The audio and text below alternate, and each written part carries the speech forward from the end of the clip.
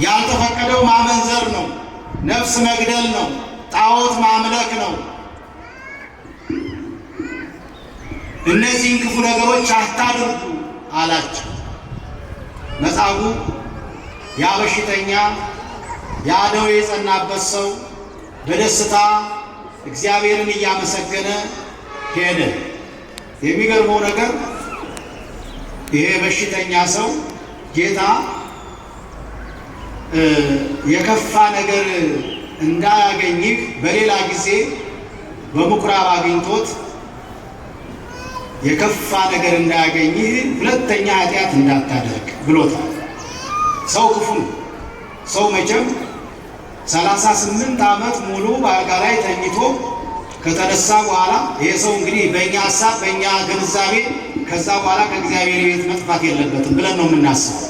በቃ ለትለት እግዚአብሔር ቤት ምኩራብ እየሄደ መጽሐፍት ሲነበቡ መስማት፣ ቤተ እግዚአብሔሩን ማጽዳት፣ ከእግዚአብሔር ቤት አለመለየት፣ ጸበል መጠመቅ ማድረግ እንዳለበት ነው የኛ ሕሊና የሚያስበው። ጌታ ግን ሁሉን አዋቂ ነውና የከፋ ነገር እንዳያገኝህ ደግመህ ሁለተኛ ኃጢአት እንዳሰራ። ምናልባት በሽታ በብዙ ወገን ሊመጣ ይችላል። የኃጢአት በሽታ አለ፣ በኃጢአት ምክንያት የሚመጣ በሽታ አለ። በንጽህና ምክንያት የሚመጣ በሽታ አለ። ወንጌላዊ እንደመዘገቡ በመቅሰፍት ምክንያት የሚመጣ በሽታ አለ። የዚህ ሰውዬ በሽታ ግን ሌላም ችግር ጽነት ያለበት ነው ማለት ነው። ጌታችን መድኃኒታችን ኢየሱስ ክርስቶስ በዕለተ ዓርብ በመስቀል ላይ በሚውልበት ጊዜ እነ ዮሐንስ ወንጌላዊ ደረታቸውን እየደቁ ፊታቸውን እየመቱ እያለቀሱ እነ ማርያም መግደላዊት እነ ቅድስት ድንግል ማርያም ሌሎችም የጌታ ወዳጆች በሩቅ በቅርብ ርቀት ሆነው ሲያለቅሱ ይህ ሰው ግን በጥፊ መቶታል ኢየሱስ ክርስቶስ። እንግዲህ ታሞ የተነሳ አምላኩን ረሳ እንደሚባለው ማለት ነው። እኛ እንደዚህ ነን ማለት ነው።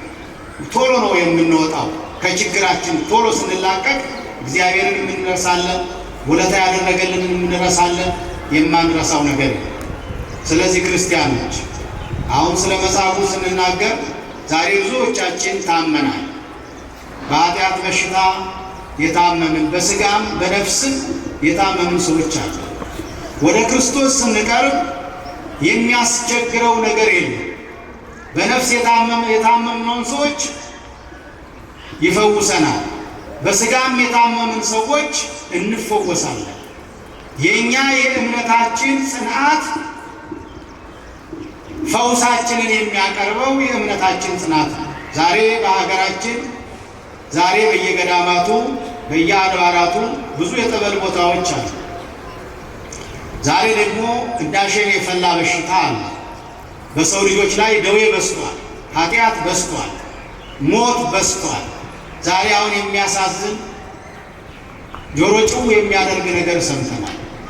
ኢትዮጵያን በወንጌል ብርሃን ያበራ በገጠርም በከተማም ሲሰብክ የነበረው ወንድማችን ወንድም መምህር ዘላለም ወንድሙ አርፏል ሲባል ሲሰማ ያሳዝናል። በጣም ያሳዝናል፣ በጣምም ይዘገንናል። ግን ለጌታ ለክርስቶስ የኖረ ወንጌሉን በእጁ እንደጨበጠ ወደ እግዚአብሔር የተጠራ እውነተኛ አገልጋይ ነው። እውነተኛ አገልጋይ ነው። ከክርስቶስ ጋር ሆነን ብንሞት ምንም የሚያስፈራ ነገር የለም። ንስሐ ገብተን ኃጢአታችንን ተናዘን ብንሞት በደስታ ነው ወደ እግዚአብሔር የምንሄደው እንደ መምህር ዘላለም። እኛ ግን ከኃጢአታችን ጋር ተጣብቀን የኃጢአት ባሪያዎች ሆነን የክፋት ተገዢዎች ሆነን የዘረኝነት ተገዢዎች ሆነን ወደ እግዚአብሔር ብንሄድ የሚቀበሉን ርኩሳን መናፍስት ናቸው።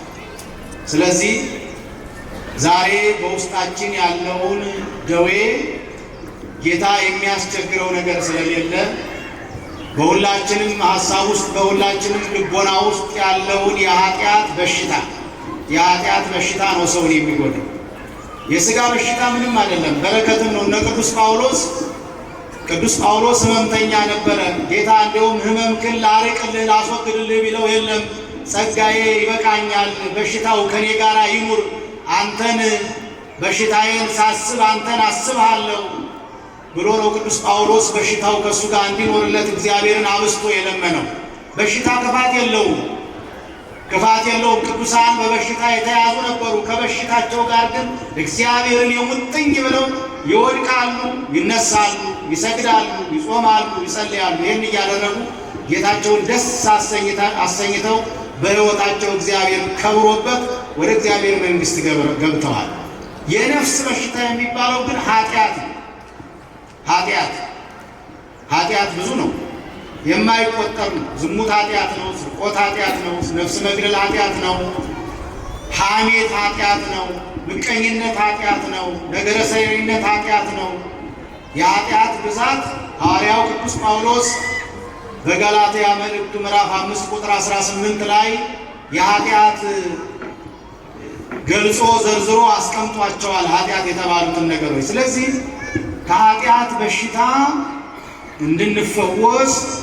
እንድንፈወስ መድኃኒት ወደ ሆነችው ሕይወት ወደ ሆነችው ቤተ ክርስቲያን ከመጣን በኋላ ንስሐ ያስፈልጋል።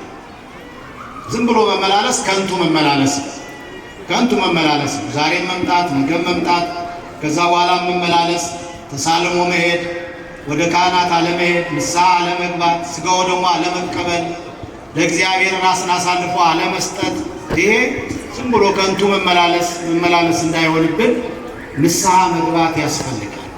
ዛሬ እኛ በኃጢአት አልጋ ላይ የወደቅን ሰዎች ካለን ኢየሱስ ክርስቶስ ዛሬም በመካከላችን ስለሆነ አንተ ተነስና ከኃጢአት አልጋ ላይ ቁም የሚል ድምፅ ያሰማናል ማለት ነው። በመቅደሱ ስንቆም ተነሽና ከኃጢአት አልጋ ላይ ተነሺ፣ ኃጢአትሽን አሽቀንጥረሽ ጣይው፣ አስወግደው የሚል ጌታ የምናመልክ ሰዎች ነው። ትናንት መጻጉዕን አልጋህን ተሸከምና ተነስ ያለ ጌታ ዛሬም በእኔና በእናንተ አጠገብ ነው ያለ። ስለማናየው ኃጢአታችን ስለከለከለን እንጂ ዕለት ዕለት እሱ እንደተሰቀለ ሆኖ በመስቀል ላይ እንደዋለ ሆኖ በዚህ በቤተ መቅደሱ ውስጥ አለ ጌታ፣ በእኛም አጠገብ አለ ጌታ። ስለዚህ ንስሐ መግባት ያስፈልጋል። ኃጢአታችንን መናዘዝ ያስፈልጋል። ከክርስቶስ ጋር መኖር ያስፈልጋል። እሱ የከበደ ኃጢአት እንኳ ቢኖር መቼም ሰው ኃጢአቱን ለመናገር ይቸገራል። ለእግዚአብሔር ግን መንገር ጥሩ ነው። ከዚያም ለንስሐ አባት መንገር ጥሩ ነው። የከበደ ሸክም የሆነብንን ነገር ከላያችን ላይ አሽቀንጥሮ የሚጥል አምላክ አለ። ይጥለዋል ማለት ምንም ከባድ ቢሆን፣ ምንም እንደ ተራራ የገዘፈ ኃጢአት ብናደርግ እግዚአብሔር መሐሪ ነው። መዓቱ የራቀ ምሕረቱ የበዛ ነው። የማይነገር የማይቆጠር የምሕረቱ ልክ ብዙ ስለሆነ ወደ እግዚአብሔር መመለስ ያስፈልጋል ማለት ነው። ስለዚህ ዛሬ ብዙዎቻችን ታማሚዎች መሆናችንን የሥጋችንን እግዚአብሔር ደግ አምላክ ነው። በየቦታው ጸበሎች አሉ፣ እንፈወሳለን። አቅም የሌለው ሰው በሐኪም ቤት መታከም ያልቻለ ሰው በየጸበሉ ይፈወሳል። በነፍስ የታመሙ ሰዎች ደግሞ በካህናት አማካኝነት ፈውሱ በቤታችን ስለሆነ ወደ ቤተ እግዚአብሔር እየመጣን ከኃጢአት አልጋ ላይ ከኃጢአት ሞት አልጋ ላይ የሚያነሳ ከፍ የሚያደርግ በደልን እስራትን የሚፈታ የሚበጣጥስ የሰራዊት ጌታ እግዚአብሔር ከእኛ ጋር ስለሆነ ኃጢአታችንን ከእኛ ላይ በደላችንን ከእኛ ላይ አንከባሎ ፍጹም በጤና በክርስቶስ ብርሃን እንድንመላለስ እንዲያደርገን አምላካችን እግዚአብሔር ይፍቀድልን። ያስተማረን የመከረን አምላካችን ክብር ምስጋና ለሱ ይሁን። በተጨማሪ እንግዲህ ሱባኤያችንን ከጀመርን ዛሬ አራተኛው ሳምንት ይዘናል። ያው እያስቀደሳችሁ ነው። እግዚአብሔር የፈቀደላችሁ ወደ ቤቱ ወደ መቅደሱ እየመጣችሁ እያስቀደሳችሁ ሥጋውን ደሙን እየተቀበላችሁ ጸበሉን እየጠጣችሁ እየጾማችሁ እየጸለያችሁ ነው። ስለዚህ ያስፈልጋል። ዛሬ በዓለማችን ላይ ያለው ነገር በጣም አስፈሪ በጣም አሳዛኝ ነገር ነው እና ሰው በጣም ሩቅና ሩቅ ሆኖ የሚወራወርበትና ብዙ ሕይወት የሚጠፋበት ዘመን ላይ ነው የደረስነውና ተዘናግተን የምንተኛበት የምናንቀላፋበት ዘመን ሳይሆን አብስተን ወደ ፈጣሪ የምንጮህበት ዘመን መሆኑን ሳንዘነጋ ለራሳችንም ለልጆቻችንም ለጎረቤቶቻችንም መጸለይ ያስፈልጋል። ለሀገራችንም ለዓለማችንም መጸለይ ያስፈልጋል። ሰዎች ዛሬ በስጋ እየተገፋፉ በስጋ ትዕቢት ተይዘው ልክ እንደ ፈርዖን ንስሐ ገብታቸዋል ማለት ነው። ስጋው ደሙ ፍቅር ይዟል፣ ለስጋው ደሙ ክብር ሰጥታቸዋል ማለት ነው። ደስ የሚል ነው። ነገር ግን ቅዳሴ የቀደስነው በሁለት ነውና ምናልባት ከአሁኑ ሰንበት በኋላ ባለው በሶስት ቅዳሴ እንቀድሳለን። ነገር ግን የሚጎሉ ንዋያተ ቅድሳት ብዙ ናቸው። እኔ ባየኋቸው ባለፈውም ለመናገር ሞክሬያለሁ። እንደምታዩት እነዚህ የለበሷቸው አሁን ሁለቱ ቀዳሴያን የለበሱት ልብስ አለ። ሌላ አንድ ቀዳሴያን ይቀራል። እዛ 15 ብቻ ነው ያለው። ሁሌ ነው የሚቀደስበት። ለምንድን ነው የሚቀደስበት? ይሄ ልብስ ሙሉ ስለሆነ ነው። ሌሎቹ 5 ናቸው።